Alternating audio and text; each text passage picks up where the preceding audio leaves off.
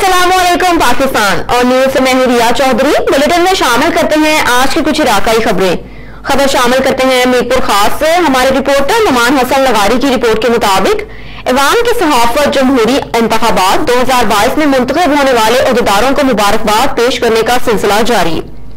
District वकला bar association के नौ मुंतखब सदर advocate Shaukat Ali, general secretary advocate महबूब अली और सिविल सोसाइटी रहनुमा काशिफ बकीर के ऐवान सहाफत आमद नौ मुंतखब अहदेदारों को फूलों के हार और अक्षत पहनाकर मुबारकबाद दी और फूलों के गुलदस्ते भी पेश किए।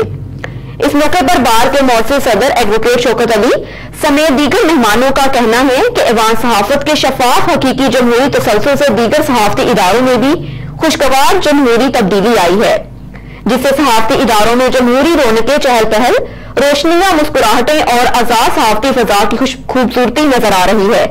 सहाफी इदारों में ईद का समा है। दम घुटती सहाफत दोबारा आजाद फिजाओं में सांस लेकर तरोताजा नजर आ रही है। बार सहाफती इदारे, सिविल सोसाइटी, दीगर सब एक पेज पर मुतहद नजर आ रहे हैं। इंशाअल्लाह शहर के तमाम हकीकी मसाइल पर मुश्तरका मुअस्सर जदोजहद करके उन्हें हल करेंगे। अवामी खिदमत और मफाद के तमाम इशूज पर सब एक होकर तहरीक चलाएंगे, जिसकी हालिया मिसाल हाईकोर्ट सर्कल बेंच के कयाम की मंजूरी में ऐवान सहाफत का अजीम और लाजवाल किरदार है। यूनिवर्सिटी का कयाम, वकला और सहाफियों के लिए रिहायशी कॉलोनी, शहर में सफाई का निजाम और ड्रेनेज निजाम में बेहतरी हमारी अव्वलीन तरजीह होगी। ऐवान सहाफत के मुंतखब अहदेदारों ने मौजूद मेहमानों का शुक्रिया अदा करते हुए अपने भरपूर तावन की यकीन दहानी करवाई।